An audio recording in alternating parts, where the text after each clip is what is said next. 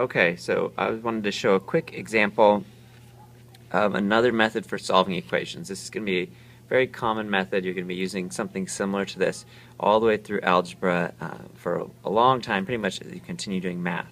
And I'm calling it balancing because we're thinking about both sides of an equation and always making sure we're keeping them equal.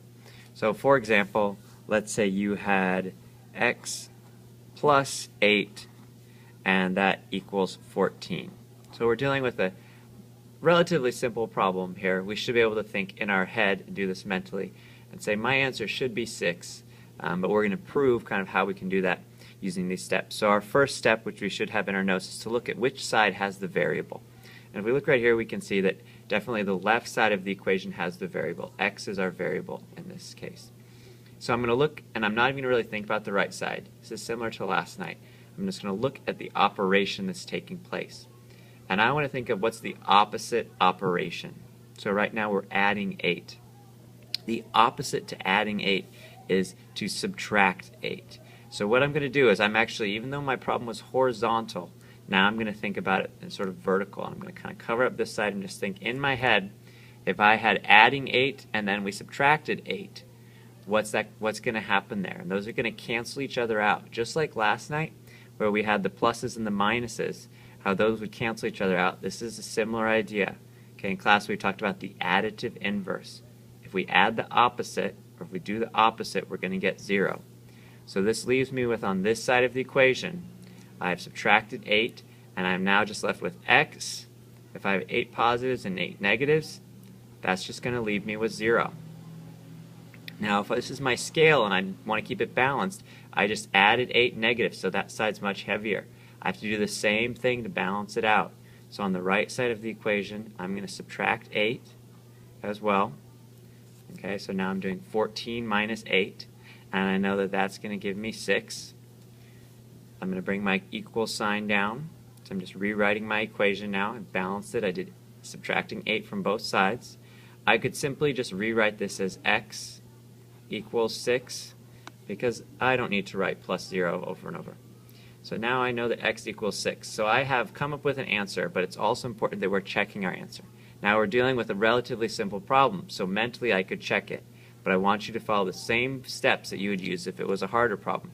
So we're going to take this answer, we're going to circle it, and I'm going to put it back into my equation. So I'm going to rewrite my equation with, instead of writing x, I'm going to write it with my answer. So I have 6 plus 8, and then I'm going to write what was on the right side of my equation, so equals 14.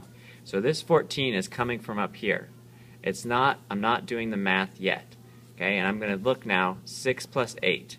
I'm going to kind of rewrite this in steps like we've been doing all year. 6 plus 8 is going to equal 14. 14 equals 14. That's what I want. I want them to be equal to each other or balanced. So that means I know that x does equal 6. I know that that is the correct answer. This is what I'm expecting for the homework tonight for every problem. I know this part might seem kind of silly if it's a small, simple mental math thing, but I want you to be in the practice of writing it down. Just as an example of what it would look like, let's say you got the problem wrong. Let's say you were doing it, x plus 8 equals 14. Let's say you remember to subtract 8. Okay, so you have x, but let's say you forgot to subtract 8 on the other side. This sometimes happens. And you got something like, okay, so you got 14. Sorry, it's a little messy. And so I would say x equals 14. If I was to check my answer by doing this step, I would write 14 plus 8. I'm going to bring down my 14 on the right side. Again, this is just bringing it down. This was this part, but I'm bringing down. So now 14 plus 8, that's going to give me 22.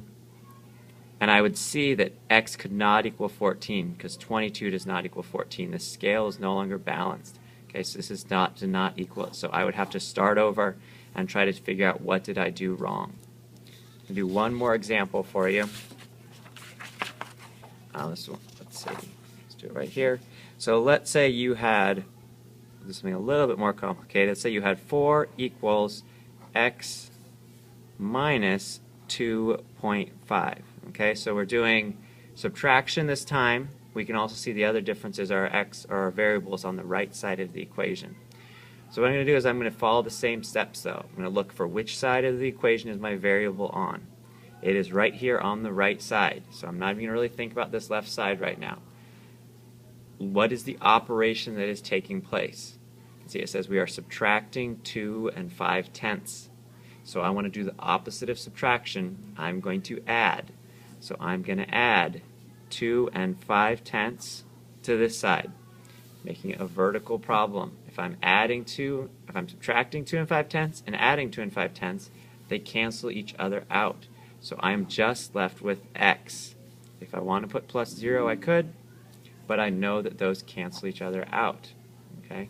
Now on the left side, I have to do the same thing. I have to remember, this is balancing. We've got to keep things balanced. If we add to one side, we also have to add to the other. So I'm going to add 2.5 right here. Now, I might need to use more space for this. I know if I'm doing decimals, I don't have room. So you might need to go to the side of your paper. I have 4. I'm going to add 2.5, remembering to line up the decimals. Put a placeholder right there, and we would add it. Okay, and so we have 5, bring down, we get 6, decimal point goes straight down. So I'm saying x equals 6.5. I could circle my answer, but I'm not done because I want to double check it. I'm going to put it back in my equation. So I'm going to rewrite 6.5 minus 2.5. On the left side, I'm going to bring down what my answer was supposed to be. And now I want to make sure this works. So again, to do this math, I might want to do it on the side of the page. 6.5 minus 2.5.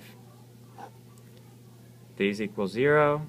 6 minus 2 equals 4. Bring down my decimal point, and I get 4.0. So I have 4.0 equals 4. I know this is true, so I know that I have the correct answer. Okay, I look for the variable, do the opposite operation to both sides, check your answer. Those are the steps I want for everything tonight. Good luck.